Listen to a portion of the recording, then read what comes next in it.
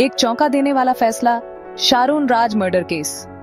केरल का एक शांत सा कस्बा परसला उस वक्त हिल गया जब शारून राज नाम के एक जवान लड़के की दर्दनाक हत्या हुई। 20 जनवरी 2025 को नेय्याटिंकारा कोर्ट ने अपना फैसला सुनाया, जिससे पूरे समुदाय में एक सनसनी फैल गई। ग्रीष्मा, शारून की पूर्व प्रेमिका, को उसके कत्ल का दोषी पाया गया और उसे मौत की सजा सुनाई गई।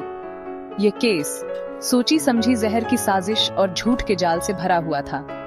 ये कहानी एक बारीकी से प्लान किए गए जुर्म की है और केरल पुलिस की लगातार सच्चाई की खोज की है। ये केस एक कड़वा सच दिखाता है कि शांत दिखने वाले समाज में भी अंधेरा छुपा हो सकता है। ये खराब रिश्तों के बुरे नतीजों और शक होने पर सावधान रहने की जरूरत को दिखाता है। शारून राज मर्डर केस हमेशा केरल के क्राइम हिस्ट्री में दर्ज रहेगा। कोर्ट के फैसले ने शारून के दुखी परिवार को थोड़ा सुकून दिया है। ये इस विश्वास को मजबूत करता है कि अंत में सच्चाई की जीत होती है। धोखे का जाल, ग्रीष्मा का प्लान और शुरुआती शक। ग्रीष्मा का मकसद अपने रिश्ते से आजादी पाना और एक नई जिंदगी शुरू करना था। उसने एक खतरनाक प्लान बनाया, धीमा जहर। उसने इंटरनेट के अंधेरे कोनों में जाकर धीमी और दर्दनाक मौत के तरीके खोजने लगी। उसका मकसद था कि शारून की मौत नेचुरल लगे। शुरुआत में लोकल पुलिस को लगा कि यह एक नेचुरल डेथ का मामला है। शारून ने भी कहा था कि उसे किसी गलत काम का शक नहीं है। उसने एक लगातार तकलीफ की बात की। शारून के माता पिता इस बात को मानने को तैयार नहीं थे। उन्होंने ग्रीष्मा से मिलने के बाद कुछ गलत होने का शक किया। उनके अटूट प्यार और कोशिशों ने सच्चाई सामने लाने में अहम भूमिका निभाई। उन्होंने पुलिस पर दबाव डाला, शारून की हालत की पूरी जांच करवाने की मांग की। इंसाफ की उनकी पुकार अनसुनी नहीं रही। सच्चाई का खुलासा, क्राइम ब्रांच की जांच।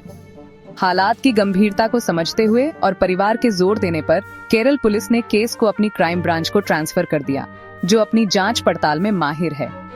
क्राइम ब्रांच ने अपने सालों के तजुर्बे के साथ इस केस की जांच बहुत ही सोच समझकर और बारीकी से शुरू की। उन्होंने ग्रीष्मा के बयानों की जांच शुरू की, उसके एलिबी को ध्यान से देखा और गवाहों और डिजिटल फुटप्रिंट्स से मिले सबूतों से उसकी तुलना की। जैसे जैसे जांच आगे बढ़ी, ग्रीष्मा के बनाए हुए झूठ के पर्दे में दरारें दिखने लगी। ओंटो ड्राइवर द्वारा उसी जूस को पीने और उसे कुछ न होने का उसका दावा झूठा साबित हुआ, जिससे पता चला कि वो शक को खुद से दूर करने की कोशिश कर रही थी। उसी तरह कमर दर्द के लिए एक लोकल डॉक्टर द्वारा आयुर्वेदिक दवा देने का उसका दावा भी गलत निकला। जिस दुकान से उसने दवा लेने का दावा किया था, वह बहुत पहले ही वहां से हट गई थी और डॉक्टर ने भी उसका इलाज करने से साफ इनकार कर दिया। ये छोटी छोटी बातें जो शुरुआत में मामूली लग रही थीं, ग्रीष्मा के झूठ के जाल को उजागर करने वाली साबित हुईं। डिजिटल फुटप्रिंट्स और इंसाफ। आजकल के जमाने में हमारी ऑनलाइन एक्टिविटीज अक्सर हमारे पीछे सबूत छोड़ जाती हैं। एक डिजिटल फुटप्रिंट जो हमारी कहानी की पुष्टि या खंडन कर सकता है। यही ग्रीष्मा की सबसे बड़ी गलती साबित हुई। क्राइम ब्रांच, जो डिजिटल फोरेंसिक्स में माहिर है, ने कई जरूरी सबूत ढूंढ निकाले। जूस चैलेंज का एक वीडियो जो पहली नजर में सामान्य लग रहा था, केस के संदर्भ में देखने पर एक खतरनाक मतलब रखता था। इसके अलावा ग्रीष्मा की इंटरनेट सर्च हिस्ट्री ने भी एक साफ तस्वीर पेश की।